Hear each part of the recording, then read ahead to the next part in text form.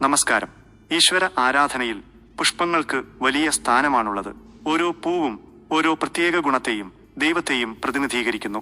നമ്മുടെ പൂജാമുറിയിൽ അർപ്പിക്കാൻ ഏറ്റവും ഉത്തമമായ പൂക്കൾ ഏതൊക്കെയാണെന്ന് നോക്കാം. 1. താമര. ലക്ഷ്മി ദേവിക്ക് ഏറ്റവും പ്രിയപ്പെട്ട പുഷ്പമാണ് താമര. ഐശ്വര്യവും സമ്പത്തും വരാൻ ചുവന്ന താമരയും അറിവിനായി വെളുത്ത താമരയും പൂജാമുറിയിൽ വെക്കുന്നത് നല്ലതാണ്. 2.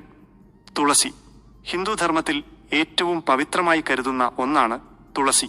വിഷ്ണു ഭഗവാനും ശ്രീകൃഷ്ണനും തുളസിമാല അർപ്പിക്കുന്നത് പുണ്യമാണ്.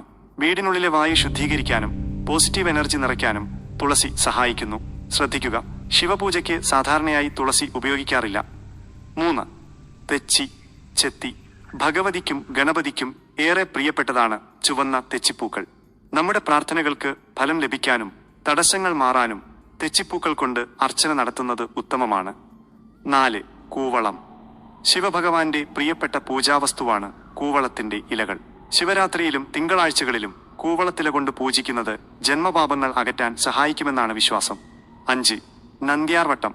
ഏത് ദൈവത്തിനും അർപ്പിക്കാൻ കഴിയുന്ന പൂവാണ് നന്ദ്യാർവട്ടം.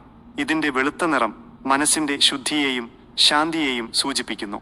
രാവിലെ പൂജാമുറിയിൽ നന്ദ്യാർവട്ടം വെക്കുന്നത് മനസ്സിന് വലിയ ഏകാഗ്രത നൽകും.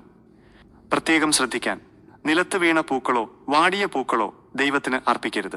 മൊട്ടുകൾ വിരിഞ്ഞ ശേഷമേ പൂജയ്ക്കെടുക്കാവൂ. എന്നാൽ താമരമൊട്ട് ഉപയോഗിക്കാം. ഭക്തിയോടെയും ശുദ്ധിയോടെയും വേണം ഓരോ പൂവും സമർപ്പിക്കാൻ. സമാപ്തി. ശുദ്ധമായ മനസ്സോടെ അർപ്പിക്കുന്ന ചെറിയൊരു പുഷ്പം പോലും ഈശ്വരൻ സ്വീകരിക്കും.